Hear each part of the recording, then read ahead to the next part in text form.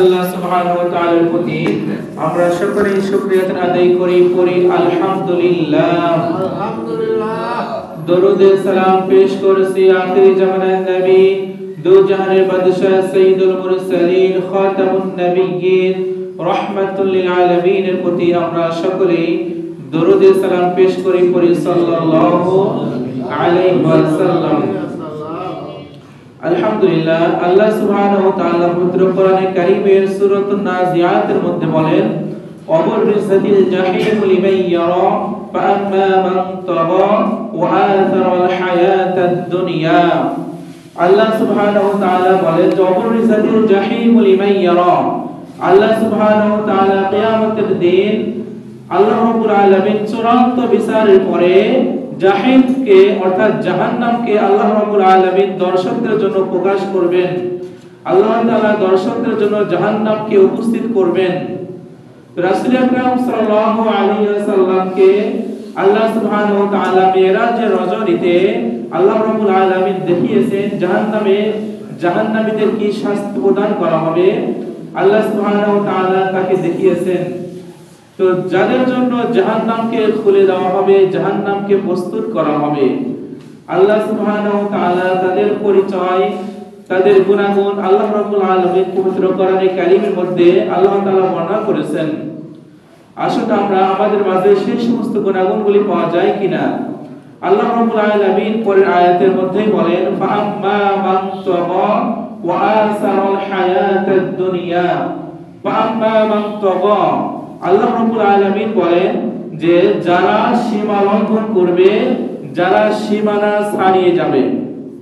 তো সম্মানিত হাজিরিন, আল্লাহ তাআলা অত্র আয়াতের মধ্যে বলেছেন যে যারা সীমানা ছাড়িয়ে যাবে, এর মানে নিশ্চয় একটা সীমানা আছে, ঠিক না? সীমারেখা আল্লাহ তাআলা নির্ধারণ করে দিয়েছেন। যেমন আমাদের বাড়ির জমির একটা সীমা আছে, বলেন তো নাই? যেটা আমাদের পৈতৃক সূত্রে আমরা আমাদের দাদার থেকে আমাদের বাবারা পেয়েছেন, এরপরে আমরা সন্তানরা পেয়ে থাকি, ঠিক না? এই সম্পত্তি বন্টনের ক্ষেত্রে যদি আপনার জমিন যদি একটা নির্দিষ্ট সীমানার মধ্যে হয়ে থাকে, ধরে নিন 100 ফুট, এরপরে থেকে আপনার আরেক ভাইয়ের জমি, তো 100 ফুটের জায়গা যদি আপনি 101 ফুট ব্যবহার করতে চান, বলেন তো আপনি কি ব্যবহার করতে পারবেন? পারবেন না। তখন আপনি কি হয়ে যাবেন? আপনি আপনার বাবার অবাধ্য সন্তান, ঠিক না? তাহলে আল্লাহ সুবহানাহু ওয়া তাআলা তিনিও একটা সীমারেখা নির্ধারণ করে দিয়েছেন, একটি সীমানা বেঁধে দিয়েছেন যে এই সীমানাটা হলো ইসলামের সীমানা। তো এই সীমানা যারা অতিক্রম করবে, এই সীমানা যারা ছাড়িয়ে যাবে, তারা অবাধ্য। এবার আসলে অবাধ্য কারা? সীমানা ইসলামের কতটুকু? আল্লাহ সুবহানাহু ওয়া তাআলা সূরাতুন নিসার মধ্যে বলেন, তিলকা হুদুদুল্লাহ ওয়া মান ইউতি'িল্লাহ ওয়া রাসূলাহু ইদখিলহু জান্নাতিন তাজরি মিন তাহতিহাল আনহারু খালিদান ফিহা। আল্লাহ রাব্বুল আলামিন বলেন যে তিলকা হুদুদুল্লাহ, এটাই হলো ইসলামের সীমানা, এটাই হলো ইসলামের সীমারেখা। তাহলে সীমারেখা কি? আল্লাহ রাব্বুল আলামিন বলেন, ওয়া মান ইউতি'িল্লাহ ওয়া রাসূলাহু, আল্লাহ রাব্বুল আলামিন বলেন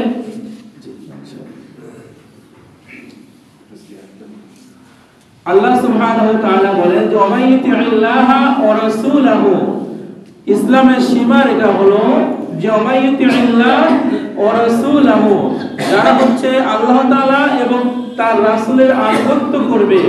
ওয়া মান ইউতি'িল্লাহ ওয়া রাসূলাহু, যারা আল্লাহ তাআলার আনুগত্য করবে এবং যারা রাসূলের আনুগত্য করবে। তাহলে ইসলামের সীমারেখা হচ্ছে আল্লাহ তাআলা এবং তার রাসূলের আনুগত্যের মধ্যে সীমাবদ্ধ, ঠিক না? আল্লাহ তাআলা এবং তার রাসূলের আনুগত্যের বাইরে ইসলামের কোনো সীমারেখা নাই। এখন আমরা যদি কোনো মানুষ যদি এটা নির্ধারণ করে নিই, এটা হলো আমাদের মন করা কিছু কি, মন করা কিছু তত্ত্ব, ঠিক না? আল্লাহ তাআলা এবং তার রাসূলের আনুগত্যের বাইরে কোনো ইসলামের সীমারেখা নাই। আল্লাহ সুবহানাহু ওয়া তাআলা অন্যত্র বলেন, মান ইউতি'ির রাসূলা ফাকাদ আতা আল্লাহ ওয়া মান তাওয়াল্লা ফামা আরসালনাকা আলাইহিম হাফিজা। আল্লাহ রাব্বুল আলামিন বলেন যে মান ইউতি'ির রাসূলা ফাকাদ আতা আল্লাহ, যে ব্যক্তি আমার রাসূলের ইতাআত করবে, আমার রাসূলের আনুগত্য করবে, আমার রাসূলকে তাদের সমস্ত কাজে কর্মের জন্য আমার রাসূলের আদর্শ মেনে নেবে, সে যেন স্বয়ং আমার আদর্শ মেনে নিল, সে যেন স্বয়ং আমার আনুগত্য মেনে নিল। বলেন তো কথা কার? আল্লাহ সুবহানাহু ওয়া তাআলার কথা। মাইয়াতি রাসূল ফাকাদ আতা আল্লাহ, যে ব্যক্তি আমার রাসূলের আনুগত্য করবে সে যেন স্বয়ং আমি আল্লাহ সুবহানাহু ওয়া তাআলারই আনুগত্য করলো। তো আল্লাহ রাব্বুল আলামিন অত্র সব আয়াতের মধ্যে বলেছেন যে আমার রাসূলের আনুগত্যটাই হলো কি ইসলামের সীমারেখা, ঠিক না? তাহলে এই সীমারেখা অতিক্রম করে যদি আমরা অন্য কিছু ব্যবহার করি, বলেন তো ঈমান থাকবে না। আল্লাহ রাব্বুল আলামিন সূরা নিসার অন্যত্র বলেন ওমাইয়াসিল্লাহু রাসূলাহু, আল্লাহ রাব্বুল আলামিন বলেন যে ব্যক্তি আমার রাসূল এবং আল্লাহ তাআলা এবং তার রাসূলের অবাধ্য হবে, ওমাইয়াসিল্লাহু রাসূলাহু ওয়া ইয়াতাআদ্দা হুদুদাহু ইদখিলহু নারা, আল্লাহ রাব্বুল আলামিন বলেন যে ব্যক্তি আমার এবং আমার রাসূলের অবাধ্য হবে, ওয়া ইয়াতাআদ্দা হুদুদাহু, এবং যে ব্যক্তি এর সীমানা অতিক্রম করবে, আল্লাহ তাআলা বলেন তার ঠিকানা হবে জাহান্নাম। বলেন তো কোথায়? তার ঠিকানা হবে জাহান্নাম। তাহলে আমি আপনি সকলেই তো দুনিয়ার মধ্যে এসেছি, দুনিয়ার মধ্যে বসবাস করতে হবে, সংসার করতে হবে, এরপরে ধর্মের কাজও করতে হবে, ঠিক না? দ্বীনের কাজও করতে হবে, দুনিয়ার কাজটাও আমাদের কি করতে হবে। তাহলে দ্বীন আর দুনিয়া এটা আমাদেরকে বুঝতে হবে, ঠিক না? তাহলে আল্লাহ সুবহানাহু ওয়া তাআলা তিনি নির্ধারণ করে দিয়েছেন যে ওয়া ইয়াতাআদ্দা হুদুদাহু, যে ব্যক্তি আমার এবং আমার রাসূলের অবাধ্য হয়ে যাবে, বাধ্যগত হবে না, এটাই হলো সীমানা। যে অবাধ্য হয়ে যাবে সেই সীমানা অতিক্রম করলো, আর সীমানা যে অতিক্রম করবে আল্লাহ তাআলা অবশ্যই তার জন্য শাস্তির ব্যবস্থা তিনি রেখে দিয়েছেন। তো সম্মানিত উপস্থিতি, তাহলে আমাদেরকে বাঁচতেও হবে, আমাদেরকে আমলও করতে হবে, দুনিয়ার কাজও করতে হবে। তাহলে আমি আপনি এখন কোন পন্থায় দুনিয়াবি কাজটাও করব, আর কোনটা দ্বীনের কাজ কোনটা দুনিয়ার কাজ এটা বোঝার আমাদের পন্থা কি? আল্লাহ সুবহানাহু ওয়া তাআলা তিনি শুরুতেই জানিয়ে দিয়েছেন সূরা নাজিআতের মধ্যে, বাল তুসিরুনাল হায়াতাদ দুনিয়া। আল্লাহ রাব্বুল আলামিন সূরা আলার মধ্যে বলেন, সূরা নাজিআতের মধ্যেও বলেন, একই কথা আল্লাহ তাআলা তিনি বারবার সাবধান করেছেন যে বাল তুসিরুনাল হায়াতাদ দুনিয়া ওয়াল আখিরাতু খায়রুন ওয়া আবকা। আল্লাহ রাব্বুল আলামিন বলেন যে তোমরা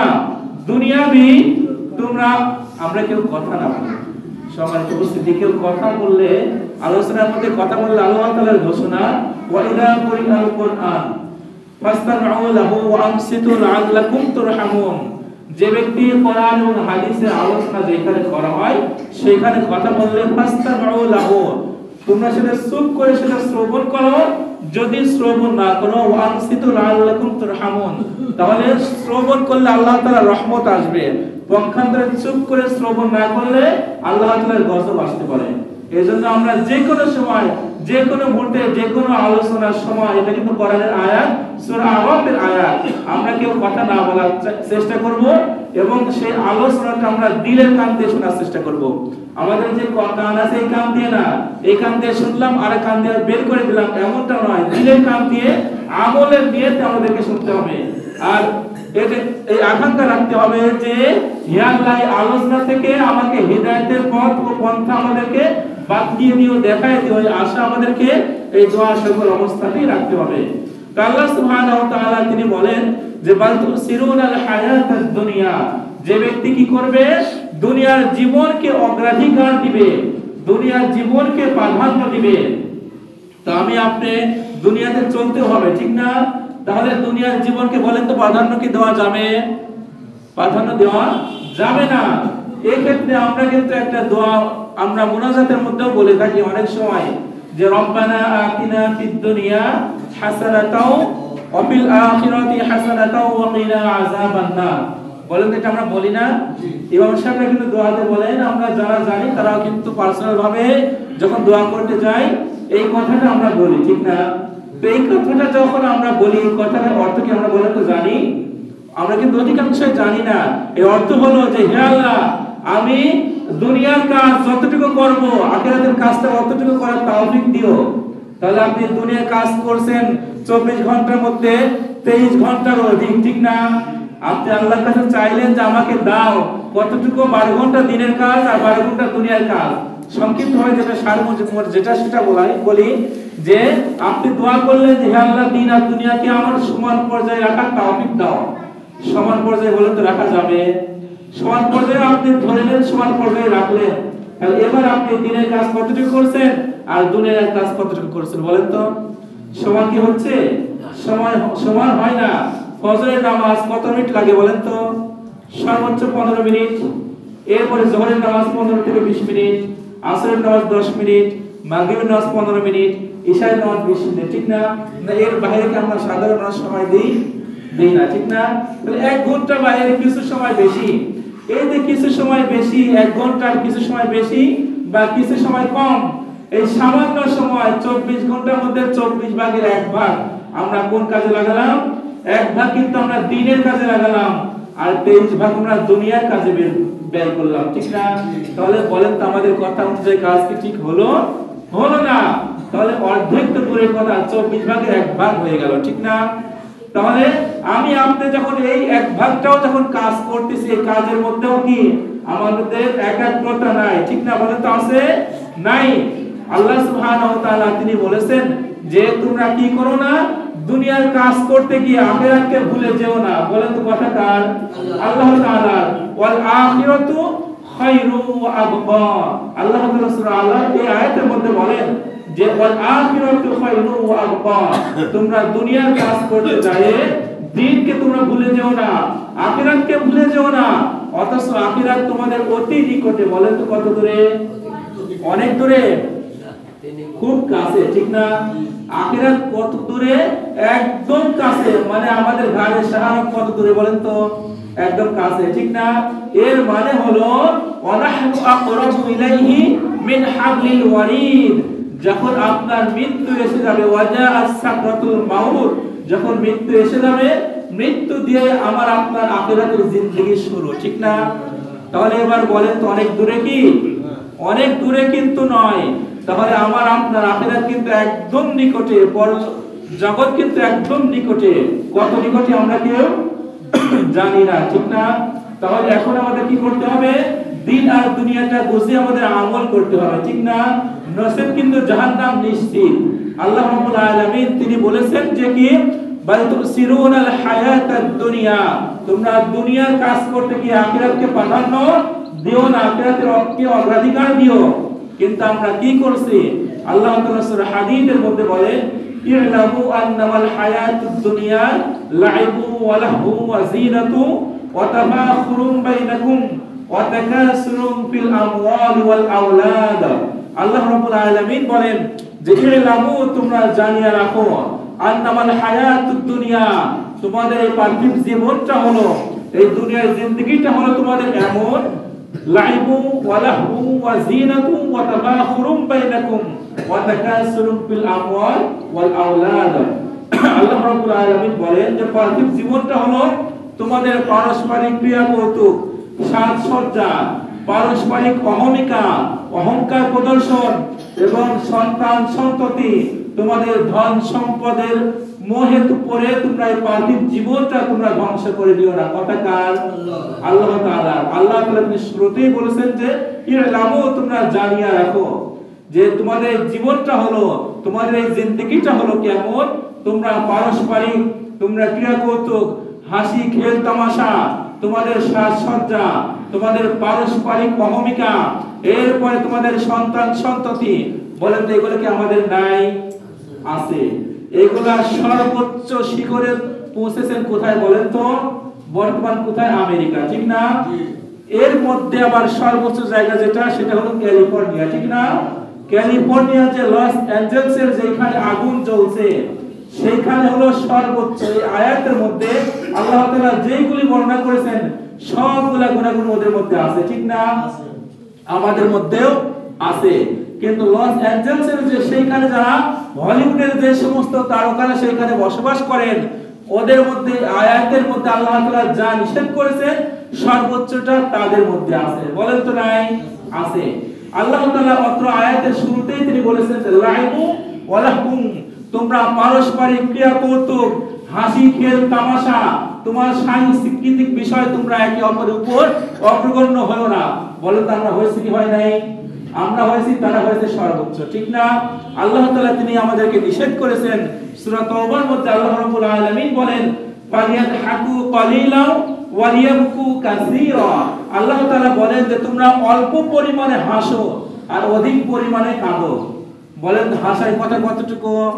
অল্প অল্প হাসার প্রয়োজন আছে। হাসারও কিন্তু একটা নির্দিষ্ট সীমানা আছে, যেটা আল্লাহ রাসূল সাল্লাল্লাহু আলাইহি ওয়াসাল্লাম তিনি হাদিসের মধ্যে কি করেছেন? বর্ণনা করেছেন। ওই হাসাটাও কি সুন্নাত। কোন হাসি বলেন তো? মুস্কি হাসি, ঠিক না? আমরা বলেন তো হাসার সময় কোন হাসা হাসি? এই হাসা কি হাসি? হাসি না। আপনাদের হাসা হলো কি? অট্ট হাসি, যে হাসি দেখলে অপর মানুষও হাসে, ঠিক না? তাহলে এই যে খেল তামাশা ক্রিয়া কৌতুক নিয়ে আমরা ব্যস্ত হয়ে পড়েছি, আমরা আখিরাতকে ভুলে গিয়েছি, ঠিক না? দুনিয়া পেয়ে আমরা আখিরাতকে ভুলে গিয়েছি, ভুলে গিয়ে আমরা অধিক পরিমাণে হাসছি। আয়াতের পুরা উল্টা, ঠিক না? অধিক পরিমাণে হাসতেছি। আল্লাহ তাআলা ওই আয়াতের মধ্যে বলেন অল্প হাসো, ওয়ালিয়াবকু কাসীরা। তোমাদের সামনে যদি বেশি পরিমাণ হেসে থাকো, তোমাদের সামনে আসতে অধিক পরিমাণ কাঁদবে। বলেন তো কোন সময়?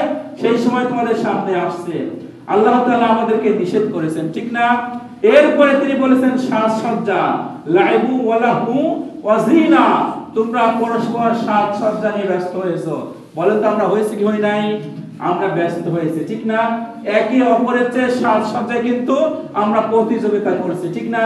এর চেয়েও বেশি সাজে, ওর চেয়েও বেশি সাজে। এরপরে পারস্পরিক অহমিকা, পারস্পরিক অহংকার। বলেন তো এগুলো আমাদের আছে না নাই? অবশ্যই রয়েছে। সর্বোচ্চটা ওদের, ঠিক না? কিছুদিন আগেও তারা কি বলেছিলেন? যে ফিলিস্তিনকে কি করতে হবে? মিশাইয়ে দিতে হবে, ঠিক না? একদম নিশ্চিহ্ন করে দিতে হবে। বলেন তো নিশ্চিহ্ন করার মালিক কে? আল্লাহ সুবহানাহু ওয়া তাআলা। তো এখন সেইখানে যে তাদের সর্বোচ্চ পর্যায়ে তারা রয়েছেন, গুনার স্বর্গ রাজ্য বানিয়েছেন তারা, ঠিক না? সর্বোচ্চ গুনাহ হয় সেইখানে। আমাদের দেশে কি বিবাহ হয়, ঠিক না? এরপরেও কি হয়? যৌন স্রাব হয়, ঠিক না? কিন্তু সেইখানে বিবাহই হয় না, সেইখানে কিন্তু একদম খোলামেলা ভাবে তারা একে অপরের সাথে বিবাহ ছাড়াই কি মেলামেশা করতে পারে। তো সম্মানিত উপস্থিতি, সেইখানে বিবাহ কিন্তু হয়ই না। আমাদের এখানে বিবাহ হয়ে যে কাজ হয় তার সেখানে নিষেধ সেইটা। তাহলে সেইখানে তারা যে এই কাজগুলো করছে, বলেন তো গুনাহ কি আর কম আছে? এই আয়াতের মধ্যে আল্লাহ তাআলা যা বলেছেন অহংকার, অহংকারও কিন্তু সর্বোচ্চ পর্যায়ে তারা পৌঁছেছেন, ঠিক না? সর্বোচ্চ ক্ষমতার মালিক কিন্তু বর্তমান সুপার পাওয়ার তাদের। সেই সুপার পাওয়ার দিয়েও কি বলতে আগুন নিভছে? নিভে নাই। ৭০,০০০ গাড়ি আগুন নিভানোর গাড়ি, এরপরে আগুন নিভে নাই। ৭ দিন অতিবাহিত হয়ে যাওয়ার পরেও আগুন নিভে নাই। আল্লাহ রাসূল সাল্লাল্লাহু আলাইহি ওয়াসাল্লামের হাদিস পরিষ্কার, সামনে এমন দিন আসবে আল্লাহ তাআলা আগুনের বৃষ্টি প্রদান করবেন। বলেন তো সেখানে হয় নাই? হয়েছে। কেন হয়েছে? বলেন তো প্রশ্ন আছে না? অবশ্যই রয়েছে। আল্লাহ তাআলা তার জবাব দিয়েছে কোরআনে কারীমের মধ্যে। আল্লাহ সুবহানাহু ওয়া তাআলা সূরা রুমের মধ্যে বলেন যাহারাল ফাসাদু ফিল বাররি ওয়াল বাহরি বিমা কাসাবাত আইদিন নাস লিউযীকাহুম বা'দাল্লাযী আমিলু লাআল্লাহুম ইয়ারজিউন। আল্লাহ রাব্বুল আলামিন বলেন যে জলে স্থলে যত বিপর্যয় সৃষ্টি হয়, যত তোমাদের সামনে বিপদ নেমে আসে, সবগুলো তোমাদের হাতের কামাই। বলেন তো কি?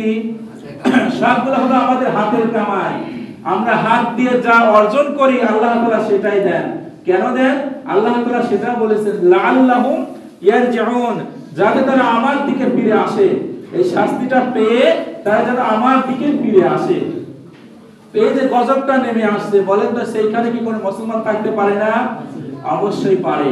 তো আল্লাহ রাসূল সাল্লাল্লাহু আলাইহি ওয়াসাল্লাম 1400 বছর আগে তিনি যেটা এক সাহাবীর মাধ্যমে বর্ণনা করেছেন, এক সাহাবী রাসূলুল্লাহ সাল্লাল্লাহু আলাইহি ওয়াসাল্লামকে প্রশ্ন করেছেন, ইয়া রাসূলুল্লাহ সাল্লাল্লাহু আলাইহি ওয়াসাল্লাম, আল্লাহ তাআলার গজব যখন নেমে আসবে তখন তো সেইখানে আল্লাহ তাআলা গজব পাঠাবেন যারা অন্যায়কারী, যারা অত্যাচারী, যারা জুলুম, যারা সীমা ছাড়িয়ে যাবে তাদের জন্য আল্লাহ তাআলা পাঠাবে।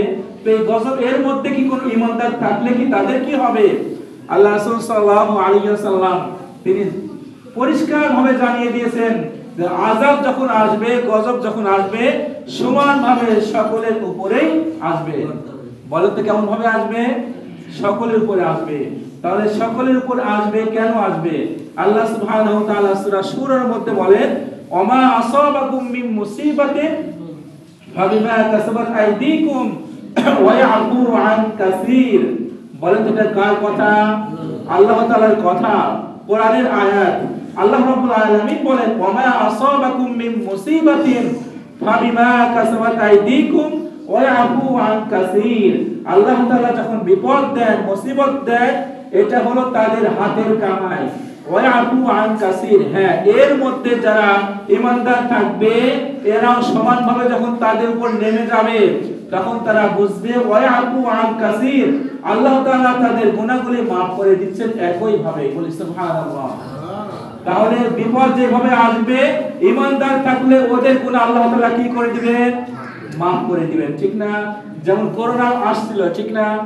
করোনা আসার মধ্যে যারা বেঈমান ছিল তারা বলেন ঈমান আনতে যারা পারে নাই তারা বেঈমান হয়ে চলে গেছে, ঠিক না?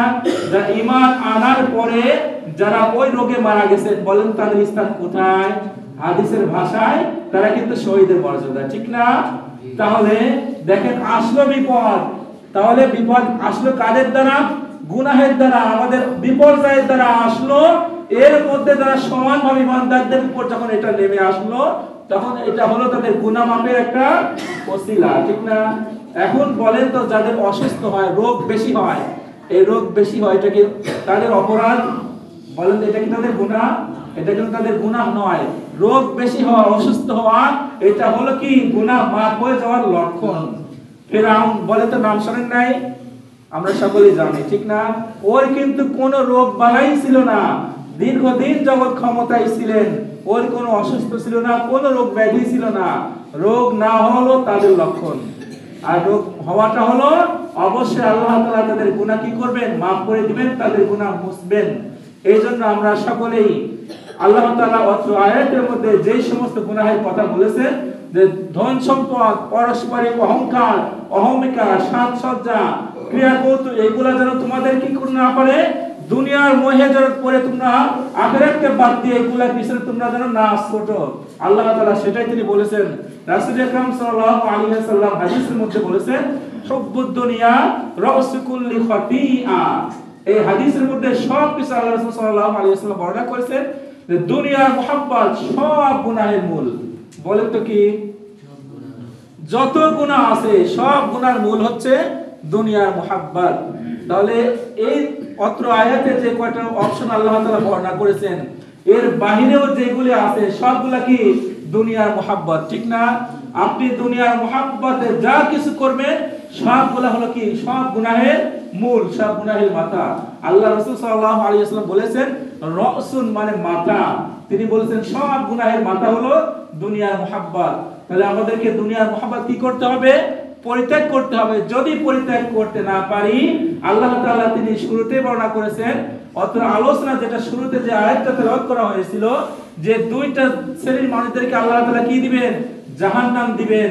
আল্লাহ রাসূল সাল্লাল্লাহু আলাইহি ওয়াসাল্লাম মেরাজে যেটা দেখেছেন যে ওমাইয়া আসিল্লাহ ওয়া রাসূলহু ওয়া ইয়াতাআদ্দা হুদুদাহু, বলেন তো আমাদেরকে আল্লাহ তাআলা এবং তার রাসূলের অবাধ্য হওয়া যাবে? যাবে না। হলেই কিন্তু নিশ্চিত জাহান্নাম। এরপরে আল্লাহ সুবহানাহু ওয়া তাআলা তিনি যে যা বর্ণনা করেছেন যে ওয়াল আখিরাতু খায়রু ওয়া আবকা, আমাদেরকে দুনিয়ার চেয়ে আখিরাতকে বেশি প্রাধান্য দিতে হবে। যদি আমরা আখিরাতের চেয়ে দুনিয়াকে বেশি প্রাধান্য দিই, অবশ্যই আমার আপনার ঠিকানা হবে কি বলেন তো? জাহান্নাম। আল্লাহ সুবহানাহু ওয়া তাআলা যেটা সূরা নাজিআতের মধ্যে বলেন, অবুররিজাতিল জাহিম লিমান ইয়ারা, আল্লাহ রাব্বুল আলামিন বলেন যে এদের ঠিকানা হবে নিশ্চিত জাহান্নাম। আর তারা যখন জাহান্নামে যাবে, ইউদখিলহু নারান খালিদান ফিহা আবাদা, তারা অনাদি অনন্ত কাল পর্যন্ত তারা সেখানে অবস্থান করতে থাকবে। সম্মানিত উপস্থিতি, তাহলে আমরা সবাই কি করতে হবে? আমাদের দুনিয়ার চেয়ে আখিরাতকে বেশি প্রাধান্য দিতে হবে, ঠিক না? বলেন তো পারবো না? বলি ইনশাআল্লাহ। যদি প্রাধান্য একটু কমে যায়, বলেন তো কমে কি কমে না? সকলের কিন্তু কমে, ঠিক না? অবশ্যই কমানো যাবে না। তো আমরা তো আর ওই 12 ঘন্টা 24 ঘন্টা 12 ঘন্টা করে আমাদের দেওয়া সম্ভব না, ঠিক না? আমরা যতটুকু দেই ওইটাই কি করতে হবে আমাদেরকে, আল্লাহ এবং রাসূল সাল্লাল্লাহু আলাইহি ওয়াসাল্লাম যেভাবে বর্ণনা করেছেন সেভাবে আমাদেরকে কাজে লাগাইতে হবে। যদি আমরা সেভাবে কাজে লাগাইতে পারি তাহলে অবশ্যই আমাদের কি হবে, সেটা আখিরাতের কাজ বলেই গণ্য হবে। আসুন আমরা সকলেই আমাদের দুনিয়াটাকে প্রাধান্য কম দিয়ে আখিরাতকে প্রাধান্য দিয়ে জাহান্নাম থেকে আমরা সকলে মুক্তি পাই। আল্লাহ সুবহানাহু ওয়া তাআলা আমাদের সকলকে সেইভাবে আমল করে আমাদের সকলকে যেন দুনিয়া থেকে বিদায় নেওয়ার তৌফিক দান করে বলি আমিন সুম্মা আমিন।